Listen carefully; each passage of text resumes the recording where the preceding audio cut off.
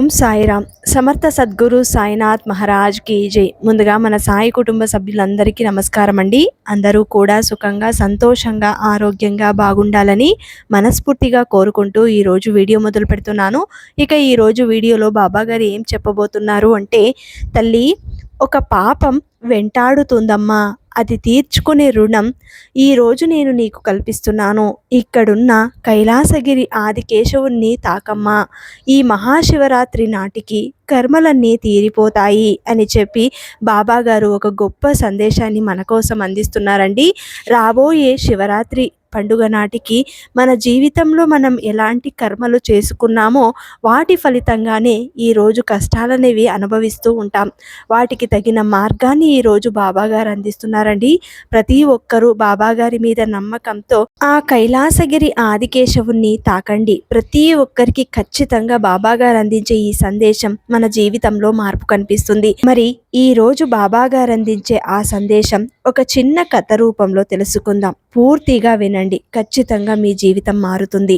పూర్వం ఒక నగరంలో ఒక వ్యాపారి ఉండేవాడు. అతను ఆ నగరంలోనే చాలా గొప్ప ధనవంతుడు. కానీ ఎప్పుడూ కూడా దాన ధర్మాలు, పుణ్యకార్యాలు, పూజలు, వ్రతాలు లాంటివి చేసేవాడు కాదట. వారు ధనవంతులే అయినప్పటికీ ఆ దంపతులకు మాత్రం ఏ సంతానం కలగడం లేదు. సంతానం గురించి వాళ్ళు ఎప్పుడూ బాధపడుతూనే ఉండేవారు. ఆ దంపతులు ఇంటి ముందే ఒక పెద్ద రావి చెట్టు ఉండేదట.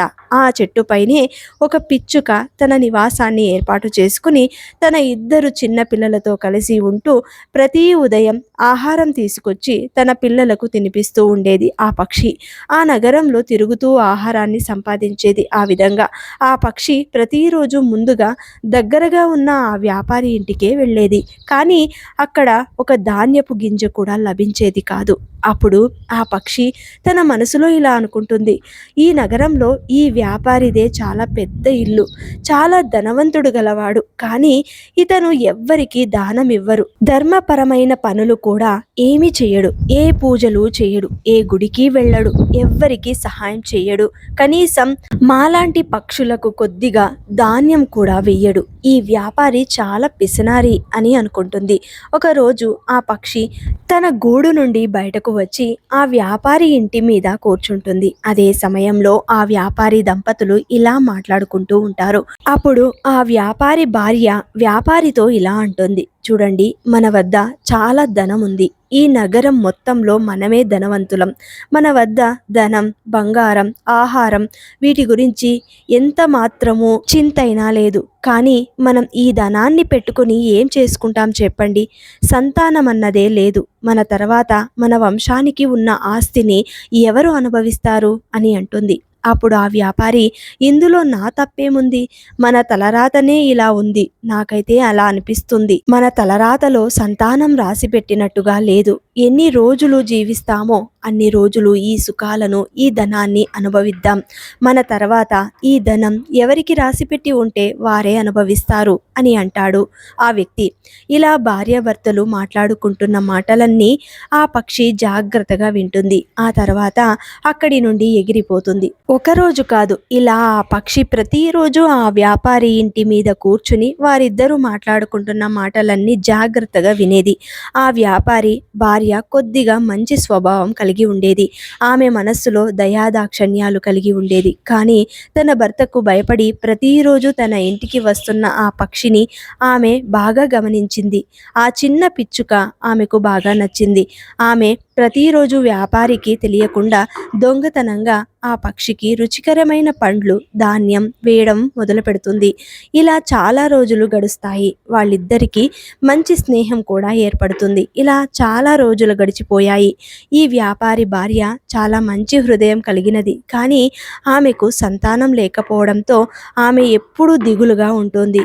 ఒక వివాహిత ఎప్పటి వరకు తల్లి కాలేదో అప్పటి వరకు ఆమెకు సుఖం లభించదు. ఒక స్త్రీ బాధ మరొక స్త్రీకి మాత్రమే అర్థమవుతుంది. ఒక స్త్రీకి సంతానం కలిగినప్పుడు కలిగే ఆనందం కోట్లు ఉన్నా కలగదు, ఎంత బంగారం ఉన్నా కలగదు. సంతానం కలిగినప్పుడే స్త్రీ జీవితం పరిపూర్ణమవుతుంది. ఆమె నాకు ప్రతిరోజు ఎంతో ప్రేమతో నాకు ధాన్యం తినిపిస్తుంది, మంచి మంచి పండ్లను ఇస్తుంది.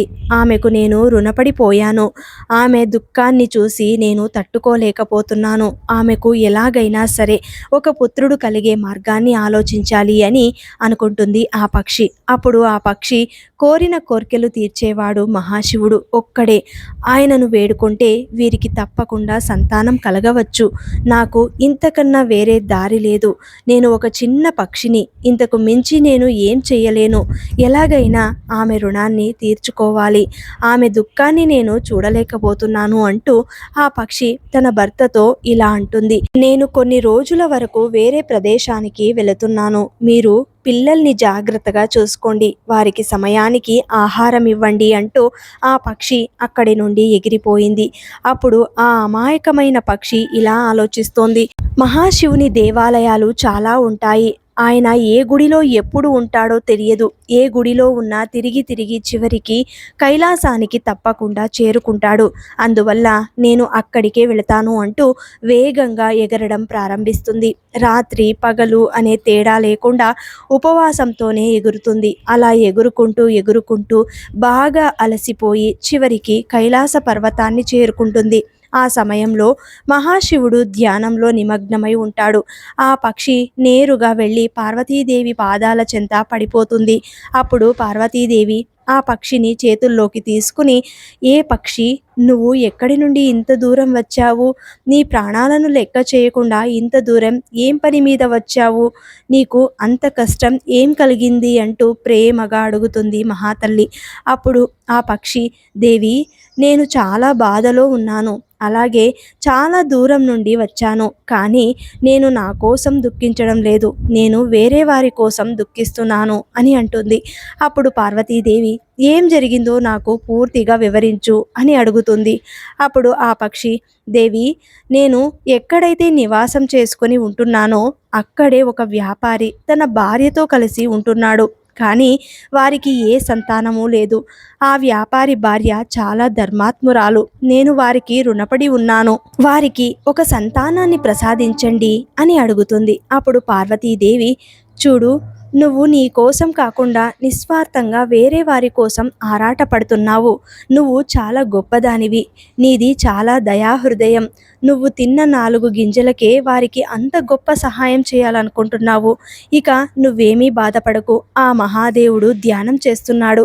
ఆయన ధ్యానం నుండి లేవగానే మనం ఆయనతో మాట్లాడుదాం అని అంటుంది.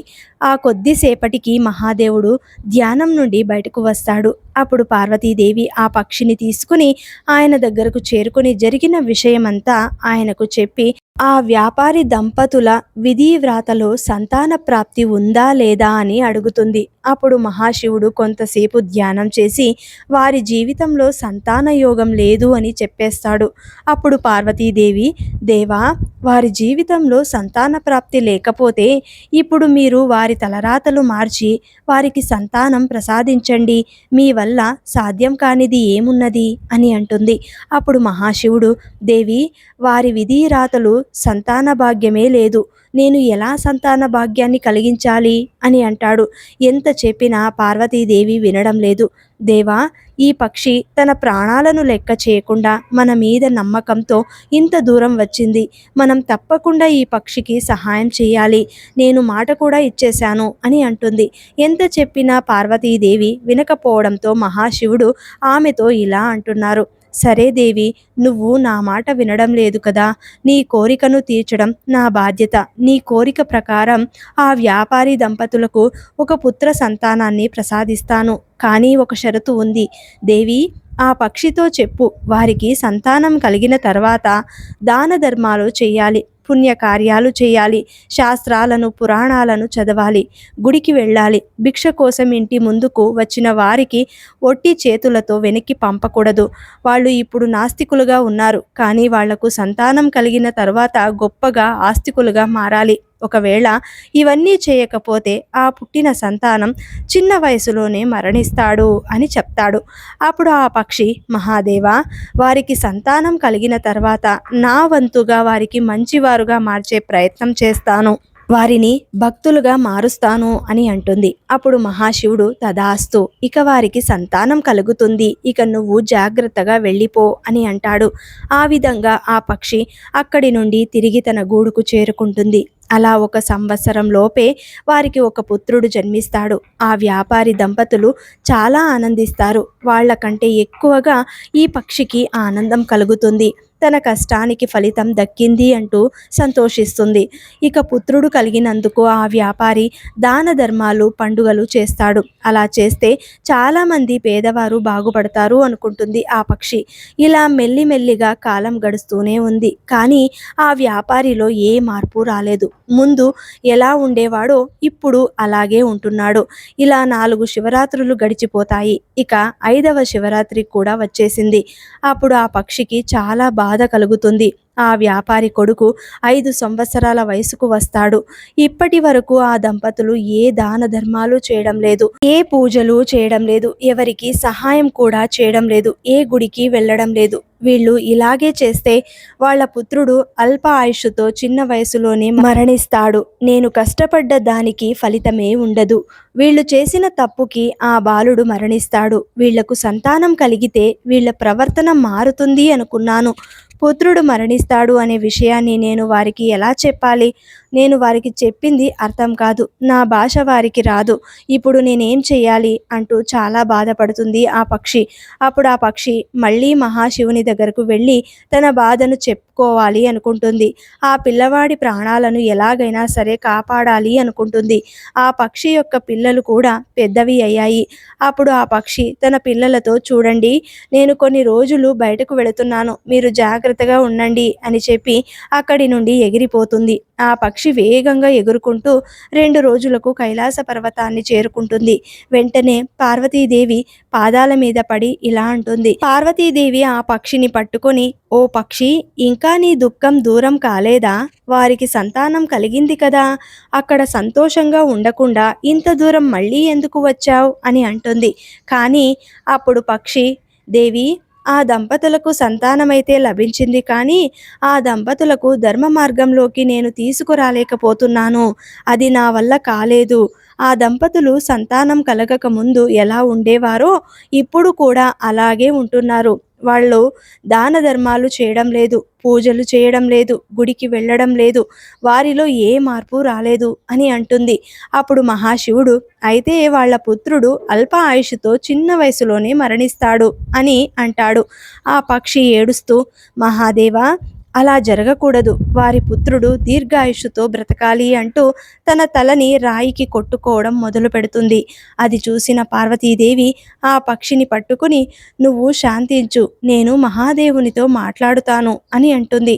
అప్పుడు పార్వతీదేవి శివునితో ఇలా అంటుంది, దేవా, ఈ పక్షి యొక్క ఆవేదనని ఒక్కసారి చూడండి. దాని బాధ మీకు కనిపించడం లేదా? ఆ పక్షి తన కోసం కాదు, వేరే వారి కోసం ఇంతగా ప్రాధేయపడుతుంది. ఒక్కసారి వారిని కనికరించండి అని అంటుంది. అప్పుడు మహాశివుడు ఆ పక్షితో, సరే అయితే మమ్మల్ని ఏం చేయమంటావో నువ్వే చెప్పు అని అంటాడు. అప్పుడు ఆ పక్షి, దేవా, నేను వారికి చెప్పే ప్రయత్నం చేస్తున్నాను, కానీ నా భాష వారికి అర్థం కావడం లేదు. నా ప్రయత్నాలన్నీ వృధా అయిపోతున్నాయి. అందుకని మీరే వచ్చి వారికి అర్థమయ్యేలా, వారి ధర్మ మార్గంలో నడిచేలా చేయండి అని అడుగుతుంది. అప్పుడు ఆ ఆది దంపతులు, సరే అయితే మేము వచ్చి వారికి జ్ఞానోదయం కలిగిస్తాము అని అంటారు. ఇక ఆ పక్షి ఎంతో సంతోషంగా అక్కడి నుండి బయలుదేరి తన గూడుకు చేరుకుంది. ఒక రోజున ఆ శివపార్వతులు భిక్షువు రూపాలను ధరించి ఆ వ్యాపారి ఇంటి ముందుకు చేరుకొని, చూడండి, మాకు బాగా ఆకలిగా ఉంది, మాకు మంచి భోజనం పెట్టండి. మీరు మాకు మంచి భోజనం పెట్టకపోతే మేము మిమ్మల్ని శపిస్తాము. ఆ తర్వాత మీరు చాలా బాధపడవలసి వస్తుంది అని అంటారు. అప్పుడు ఆ వ్యాపారి భార్య వారికి చేతులు జోడించి, మమ్మల్ని శపించవద్దు, మీకు మంచి భోజనం నేను పెడతాను అంటూ వారిని లోపలికి తీసుకెళ్ళి వారికి మంచి రుచిగల భోజనం పెడుతుంది ఆ వ్యాపారి. కొడుకు కూడా తన చిన్న చిన్న చేతులతో వారికి వడ్డిస్తున్నారు. అది చూసి వాళ్ళు చాలా ఆనందిస్తారు. ఎంతైనా మహాదేవుడు ఇచ్చిన ప్రసాదం కదా, అందుకే అంత అందంగా ధార్మికంగా ఉన్నాడు అని పార్వతీదేవి తన మనస్సులోనే మురిసిపోతుంది. ఇక వాళ్ళు భోజనం చేసి లేచి వెళుతున్న సమయంలో ఆ వ్యాపారి దంపతులు చేతులు జోడించి, మహాత్మా, మా మర్యాదలు బాగున్నాయా? మీకు తృప్తిని కలిగించాయా? ఏమైనా తప్పులు చేసి ఉంటే మమ్మల్ని క్షమించండి అంటూ వేడుకుంటారు. అప్పుడు మహాశివుడు వారితో ఇలా అంటాడు, నేను చెప్పేది జాగ్రత్తగా వినండి. మీరు చాలా తప్పులు చేశారు. ఇప్పుడు కూడా ఇంకా తప్పులు చేస్తూనే ఉన్నారు. మీరు ఇలాగే చేస్తూ ఉంటే మీ పుత్రునికి పెద్ద ప్రమాదం కలుగుతుంది. అంతేకాదు మీ పుత్రుడు చిన్న వయసులోనే మరణిస్తాడు అని అంటాడు. అప్పుడు ఆ వ్యాపారి దంపతులు ఇద్దరు శివపార్వతుల పాదాలపై పడి, మహాత్మా, అలా జరగకూడదు. మాకు లేక లేక కలిగిన సంతానం అతనికి ఏమైనా జరిగితే మేము జీవించి కూడా వ్యర్థమే. మీరే ఏదైనా మార్గాన్ని చూపించండి అంటూ వేడుకుంటారు. అప్పుడు మహాశివుడు, దానికి ఒక్కటే మార్గం ఉంది. ఈ రోజు నుండి మీ ద్వారం ముందుకు వచ్చి ఎవరైనా సరే భిక్ష అని అడిగితే వారిని ఒట్టి చేతులతో మాత్రం వెనక్కి పంపకండి. ఇప్పటి నుండి మీరు దాన ధర్మాలు చేయాలి. పేదవారి కోసం బావులు తవ్వించండి. పేదవారికి సహాయం చేయండి. పూజలు చేయండి. మహాశివరాత్రికి నిష్టగా ఉపవాసం ఉండి మహాశివునికి పూజలు చేయండి. ఆ మహాశివుని మనస్ఫూర్తిగా నమ్ముకోండి అని అంటాడు. అప్పుడు ఆ దంపతులు, మహాత్మా, ఇన్ని రోజులు అజ్ఞానంలో బ్రతికాము, కానీ ఇప్పుడు అన్ని పుణ్యకార్యాలు చేస్తూ భక్తి మార్గంలోనే నడుస్తాము, దాన ధర్మాలు చేస్తాము అని అంటారు. అప్పుడు మహాశివుడు, చూడండి, ఈరోజు మీ ఇంట్లో ఈ పిల్లవాడు ఉన్నాడు అంటే అది మీ అదృష్టం కాదు. మీ తలరాతలో అసలు సంతానమే లేదు. ఇదంతా ఒక పక్షి కష్టం. ఆ పక్షి వల్లే మీకు సంతానం లభించింది.